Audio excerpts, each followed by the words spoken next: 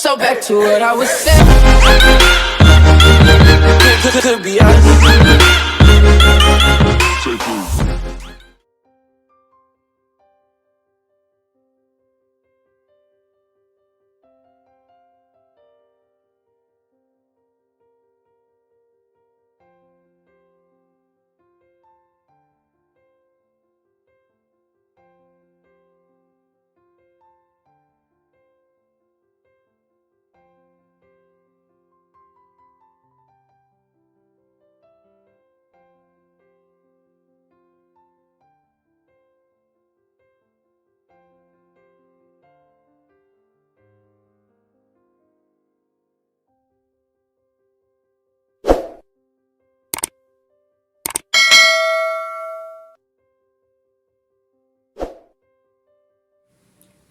Assalamualaikum warahmatullahi wabarakatuh. Kembali lagi bertemu dengan saya Ahmad Zayat dari Gaya Gen Z Channel, Galeri Budaya Generasi Z Channel.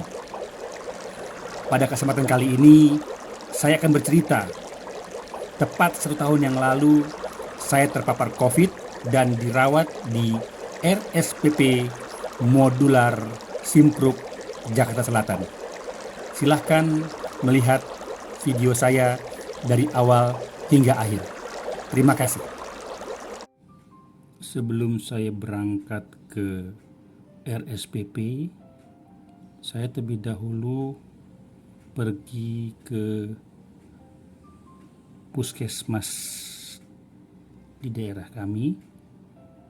Awalnya saya hanya ingin dirawat di Wisma Atlet, namun ketika saya sampai di puskesmas ini, saya drop. Napas terasa sesak, saya harus dibantu oleh oksigen.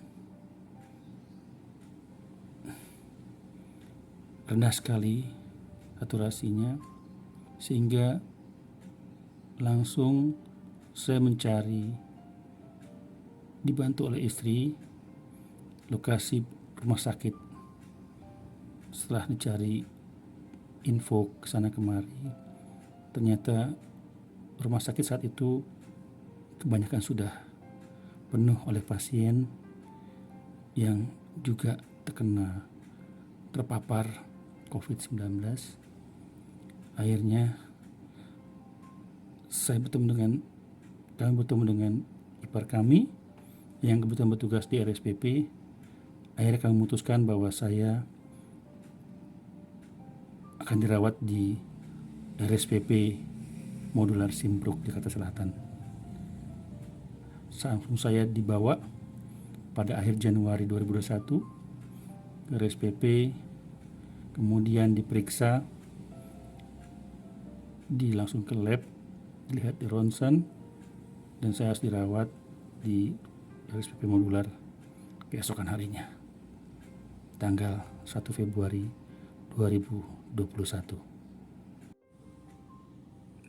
Saya dibawa ke Rumah Sakit Pusat Pertamina Modular Simpruk, terus dilakukan pemeriksaan awal.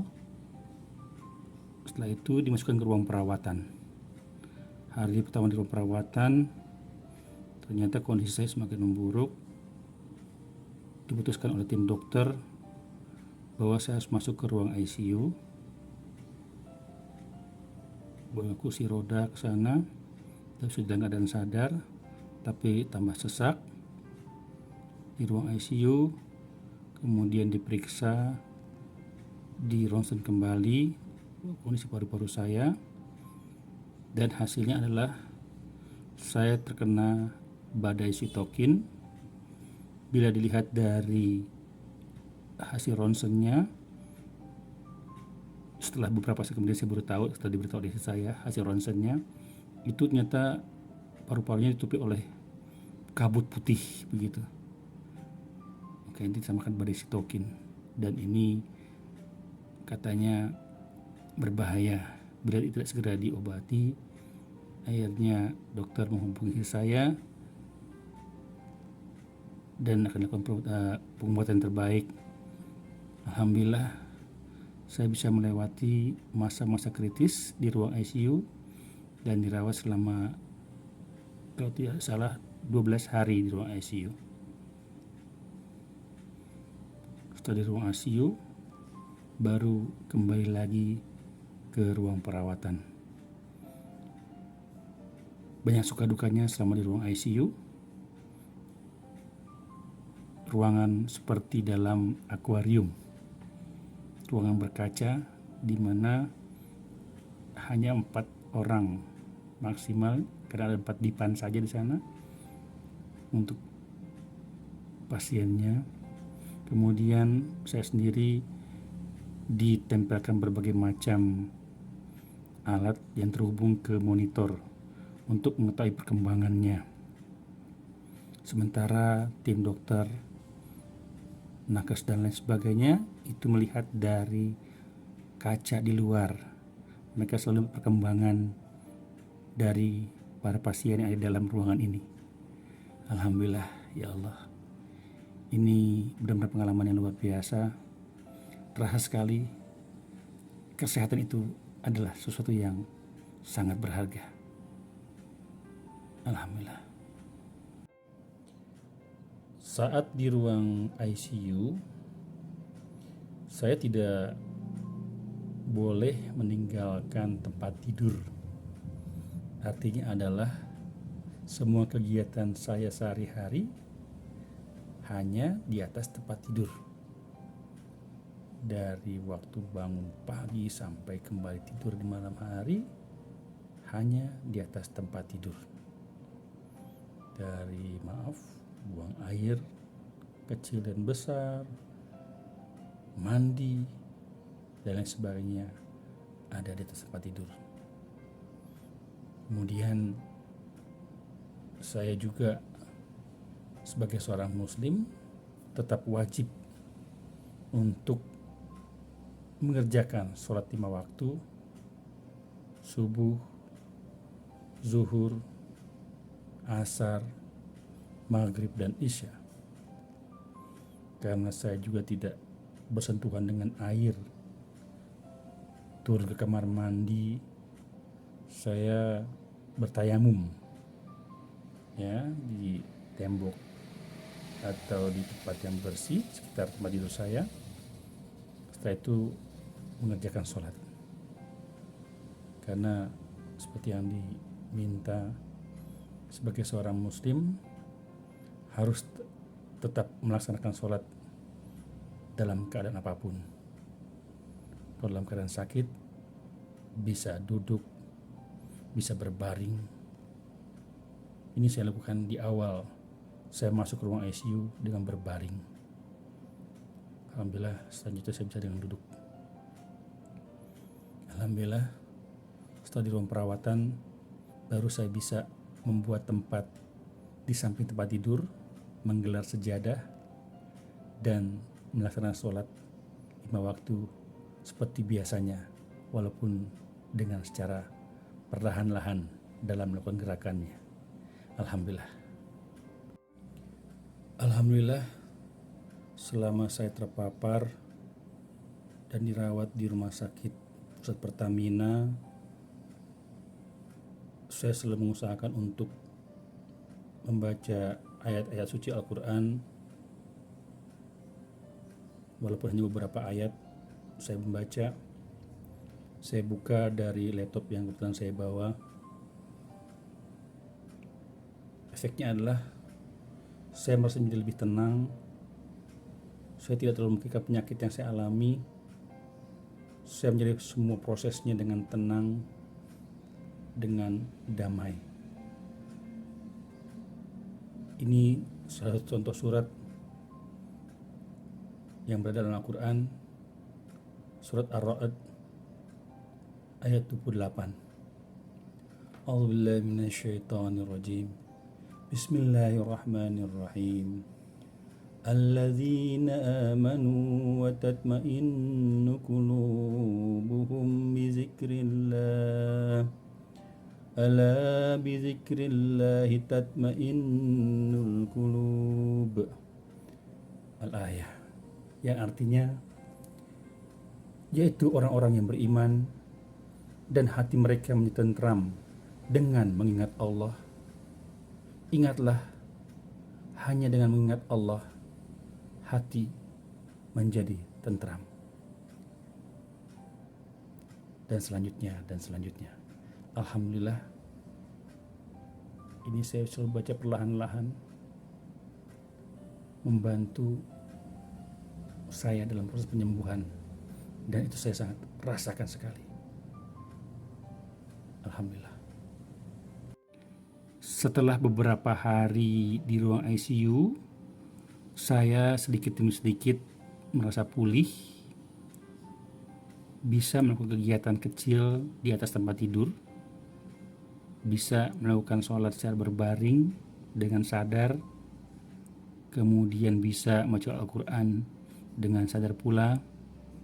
Kemudian saya melihat selama saya makan siang, pagi, malam itu menggunakan wadah nasi box. Wah, ide kreatif saya muncul. Hati saya bisa tergelitik untuk membuat sesuatu, untuk mengisi kekosongan selama saya berada di atas tempat tidur. Saya kontak istri saya di rumah. Saya minta juga kepada keponakan saya untuk membawakan beberapa peralatan seperti yang terlihat di sini. Ada cutter, lem, gunting, masking tape, koas, spidol permanen yang besar, spidol warna, dan lain sebagainya. Untuk apa? Saya mau buat wayang dalang, warisan tersayang daur ulang. Saya membuat wayang dari benda-benda daur ulang. Dalam hal ini adalah kotak-kotak bekas pembungkus nasi. Alhamdulillah.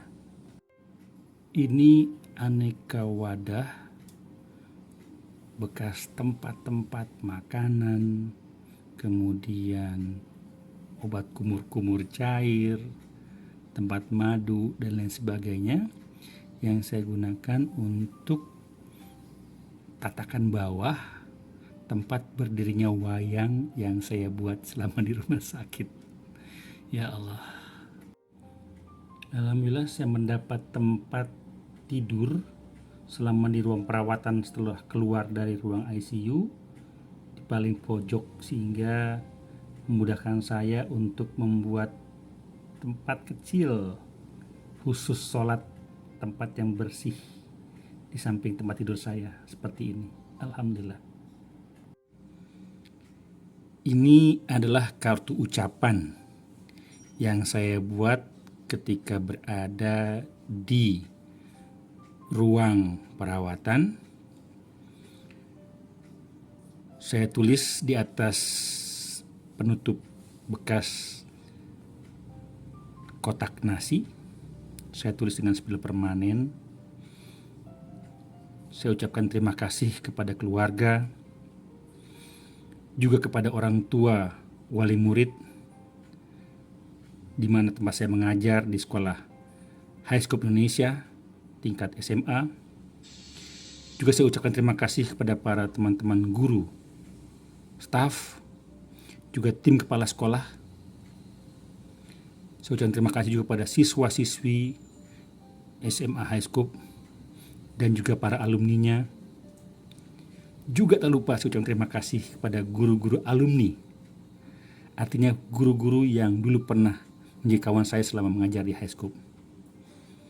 Saya tulis pada tanggal 17 Februari 2021, hari di mana saya akan pulang ke rumah. Allahu Akbar. Ini juga kartu ucapan terima kasih sederhana yang saya juga buat dari kertas pembungkus nasi, ditulis dengan spidol permanen. Saya ucapkan terima kasih kepada tim dokter, suster, dan semua yang telah membantu proses penyembuhan kami. Alhamdulillah, terima kasih kawan-kawan nakes semuanya. Tidak bisa saya membalas kebaikan hati kalian dalam merawat kami sehingga kami menjadi sembuh dan bisa pulang kembali ke keluarga masing-masing. Terima kasih. Jazakumullah khairan katsira. Saya berpose dengan Dr. Nasir yang menggunakan kacamata merah paling kanan, sebelah kanan. Beliau adalah dokter fisioterapi yang merawat saya selama di ruang ICU juga ruang perawatan begitu ya. Beliaulah yang membuat video dokumentasi saya dan dimasukkan ke dalam aplikasi TikTok. Alhamdulillah viral, ramai orang jadi tahu tentang kondisi saya saat dirawat, kemudian di mana saya membuat wayang dan lain sebagainya. Terima kasih Dr. Nasir. Terima kasih Dr. Nasir. Kemudian di belakangnya adalah tim Dr. Nasir yaitu Brother Joe. Saya memanggilnya Brother Joe. Wah, luar biasa Brother Joe. Dia membantu saya melatih pernafasan, gerak tubuh dan sebagainya pasca di ruang, masih dalam ruang ICU. Ya, sampai juga di ruang perawatan terus dia menemani saya, membantu saya untuk memulihkan kembali kondisi tubuh saya yang selalu hanya di atas tempat tidur. Otomatis pergerakan tubuh, nafas dan lain sebagainya harus dilatih kembali. Brother Joe, thank you brother, luar biasa. Ini saya berada di antara wayang yang saya buat serta ucapan terima kasih. Ya Allah Rabbi, saya tidak kuat sekali mendengar ini. Ya Allah, terima kasih. Anda semua luar biasa. Alhamdulillah, jazakumullah khairan katsira. Saya berpose bersama dokter kepala yang merawat saya selama di rumah sakit pusat Pertamina Modular Simpruk. Dokter menyatakan bahwa saya sudah boleh pulang ke rumah karena sudah dinyatakan sehat. Alhamdulillah. 17 Februari 2021. Yeay, hari ini saya sudah dinyatakan sembuh dan boleh pulang ke rumah. Syukur Alhamdulillah, saya akhirnya bisa bertemu kembali dengan keluarga dalam keadaan sehat setelah melalui segala hal cobaan dirawat di Rumah Sakit Pusat Pertamina Modular Simpruk Jakarta Selatan. Alhamdulillah, ya Allah. Sebelum pulang, saya diminta oleh Dr. Nasir memainkan wayang dalang. Saya ambil satu karakter favorit saya, yaitu Werkudara atau yang dikenal dengan Bima.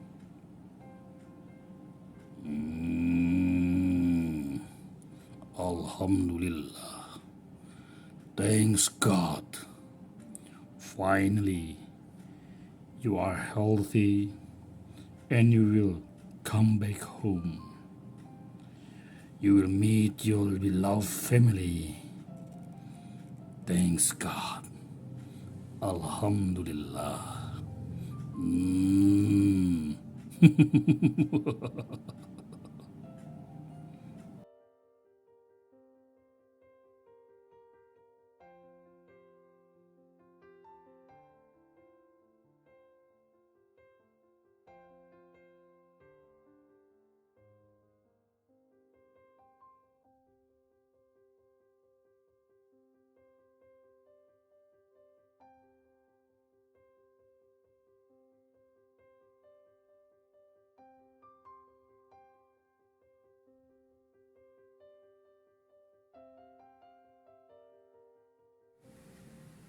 Alhamdulillah, saya juga sempat diwawancarai oleh Channel 9 TV mengenai berita tersebut. Kita bisa lihat di sini. Ya, Channel 9 kritis dan objektif.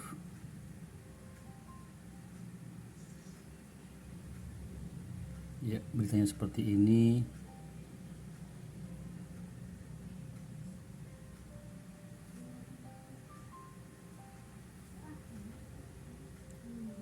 Mengulangi, ini video TikTok yang dibuat oleh Dr. Nasir, dokter yang merawat saya, dokter fisioterapi selama di RSPP Modular Simpro, menjadi viral dan diliput oleh beberapa media.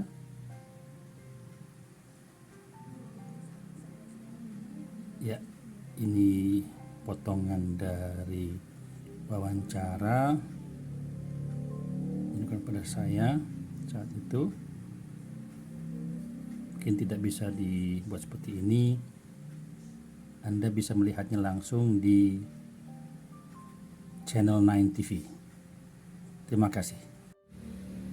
Alhamdulillah, berita tentang saya terpapar COVID-19 yang dibuat viral oleh Dr. Nasir lewat aplikasi TikTok akhirnya menyebar ke beberapa media, di antaranya Brilionet mengabarkan tentang ini.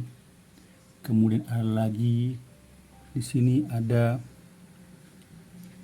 merdeka.com, ya, merdeka.com menyebutkan seperti ini. Alhamdulillah, semoga bermanfaat berita tentang saya. Kemudian lagi juga ada dari Liputan 6, ya, Liputan 6 liput seperti ini. Alhamdulillah, ya. Dan juga beberapa media yang lain, termasuk di Facebooknya dari Raffi Ahmad, ya, Mas Raffi Ahmad, viral pasien COVID-19 Kinwayang. Ya, terima kasih semuanya. Semoga berita ini menjadi bermanfaat untuk kita semua. Tetap semangat, tetap kreatif. Ayo kita bangkit. Bismillah, Allahu Akbar.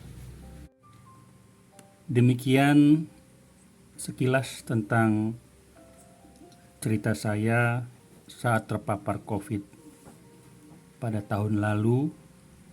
Semoga bermanfaat bagi siapapun yang melihatnya. Kita kembali sehat, terus menjaga kesehatan kita. Tuhan tidak memberikan cobaan di luar dari kemampuan makhluknya. Oke, terima kasih. Jangan lupa tekan subscribe, notifikasi lonceng, beri komentar, dan share kepada orang-orang yang kita cintai. Wassalamualaikum warahmatullahi wabarakatuh.